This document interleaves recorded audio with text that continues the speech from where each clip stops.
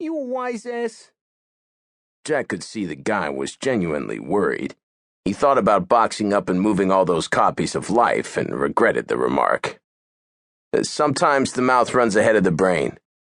People get in trouble that way. Tell me about it. He forked over at Jackson. The guy slipped it into his pocket and didn't ask for sales tax. Fine. Jack walked out with his treasure and slipped it onto his pinky finger. He ambled east toward Times Square, thinking not of the shadow, but of Disney instead.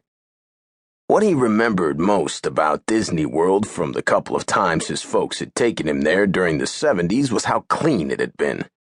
Could that happen here?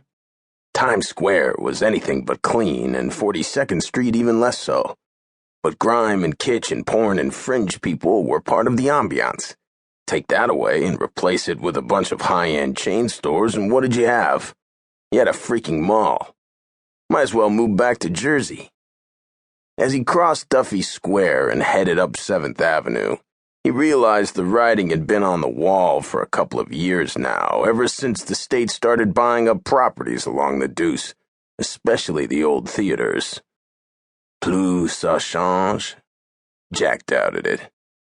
If the magazine guy was right about the Amsterdam, then change was sure as hell coming, and as far as Jack was concerned, not for the better. Well, better if you were a landlord, but no way for a small businessman. Things would not, as the saying went, stay the same.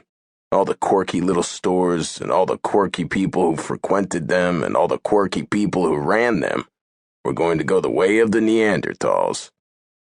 His growing dark mood about the end of an era was blown away by the sight of a familiar face trying to hail a cab across the street from the Winter Garden. She was talking on a mobile phone as she waved her arm. "Kristen?" She turned, and for an instant looked not so pleasantly surprised. Then she smiled. "Jack, how nice to see you." They shared a quick, slightly awkward hug. He pointed to her phone, one of the new, smaller versions. Unlike the older brick-sized models with the big antenna, these could fit in a pocket. He noticed Nokia under the oblong screen. "Up with the latest technology, I see." "I love this thing. It's made my life so easy. No more looking for a payphone." He gave her a lopsided grin and cocked his head toward the Winter Garden marquee. "Going to see Cats?" "Not likely." Their fling had lasted 2 years, and during that whole period, the only time they'd been to a theater was to see Penn and Teller. Kristen had ended it.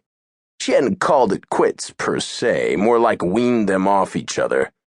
They used to get together every single Sunday.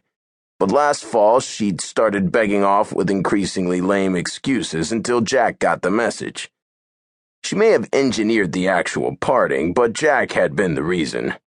They'd gone into the relationship with the understanding that they'd get together one day a week and be friends with benefits, nothing more.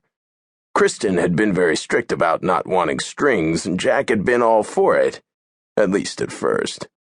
Along the way, he became attached and started wanting more. But Kristen wasn't looking for more.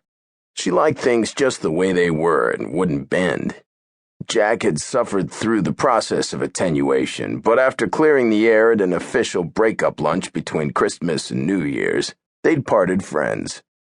Seeing Kristen again for the first time in weeks made him realize he was still carrying a torch for her. "You've let your hair grow," he said. "A little."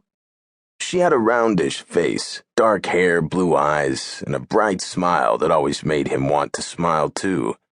She wore her fur-lined raincoat. "Can I see?" "What?" "The Amaji." "You still getting off on that?" "I don't know about getting off." She rolled her eyes, did a quick turn, and lifted her hair.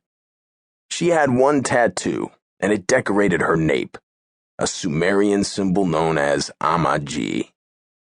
He caught the briefest glimpse, and then she dropped her hair.